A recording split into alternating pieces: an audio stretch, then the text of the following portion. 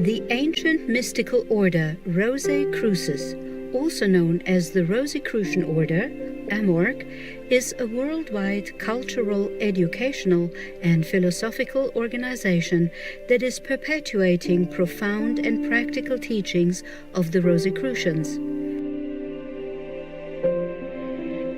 These teachings, as passed down and added to over the centuries from ancient Egypt to Europe and now all over the world, pertain to the mysteries of the universe, nature, and humans themselves. The Rosicrucian Library is a source of spiritual wisdom and insights that include the important writings by the respected imperators of the order, such as Dr. Harvey Spencer Lewis, Ralph M. Lewis, and Christian Bernard.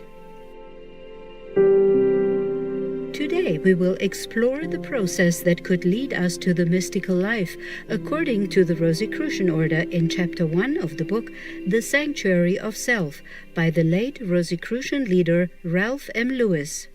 Chapter 1. The Mystical Life.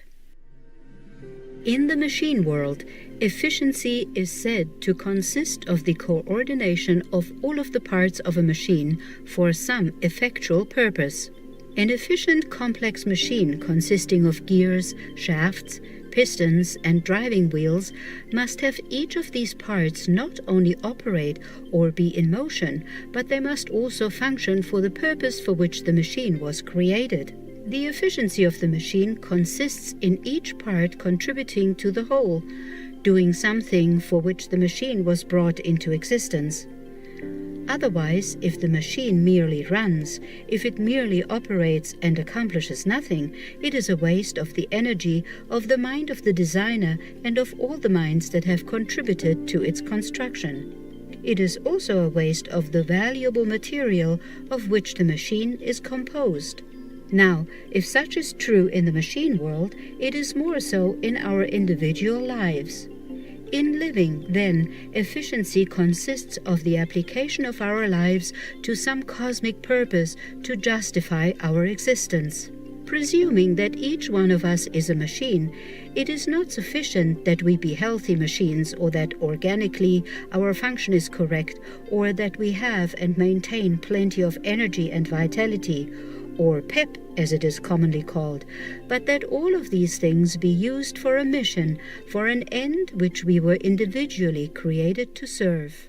Consequently, an aspect of living, and one which is overlooked by most persons, is the mystical life. The mystical life provides the reason why we live. The mystical life determines the cause of our individual lives and the use to which we should put our bodies and our animal vitality and magnetism. The mystical life, like the physical life, requires certain preparation.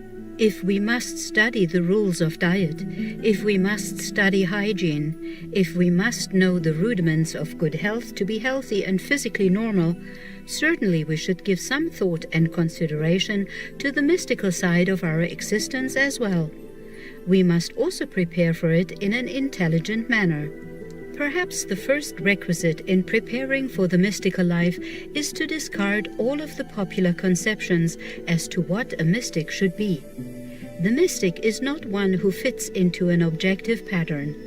The mystic is one who adopts a particular attitude of mind. The mystic is a man, that is, he is of the species Homo sapiens, like the rest of us. Consequently, he is very much a mortal, subject at times to all of the foibles and temptations of a human.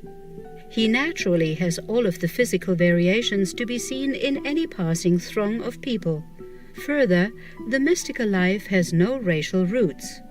Asiatic blood can bring forth no greater mystics than can the blood which flows through the veins of an Occidental.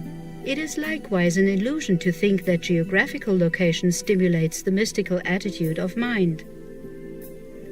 There is no special atmosphere in Tibet, Egypt, China, or India which imbues all who merely reside in it with mystical attributes. Like gold, the elements of mysticism are wherever you find them, that is, wherever you come to experience them. It is well to add that the attributes of mysticism are not necessarily inherited. The fundamental qualities are latent within every individual. The rather unique comprehension of life which a mystic is said to have is not a cosmic endowment. Simply put, the mystical attitude of mind which is displayed is not a divine conception. The mystic is one who is evolved.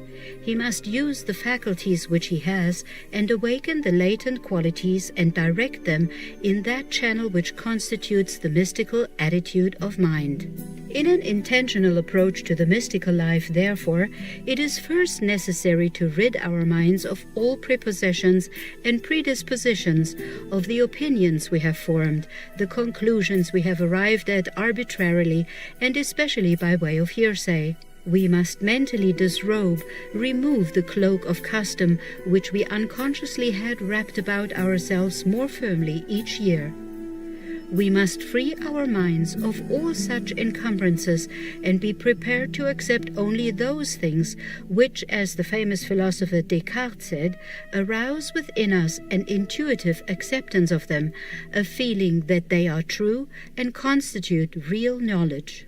Francis Bacon, eminent philosopher, and we might say father of our present method of science, adopted this method in arriving at scientific facts. He stated that man should rid his mind of its idols, of the things which we have wrongly built up in our minds out of fancy, out of suppositions, the idols of tradition, the things which we accept because they have been handed down or because they have merely the authority of age to support them. We must approach life as though stepping from a dark chamber into a lighted one for the first time, without any anticipation or expectation as to what we are to see or hear, and then subject each experience to our own analysis, not colored with the analyses of others. The person who really wishes to approach the mystical life in a frank manner, with the hope of then being able to govern himself properly, must not be a coward. He must not fear public opinion. He must not hesitate to oppose or challenge tradition. Profound viewers, thank you for your kind presence on today's Words of Wisdom.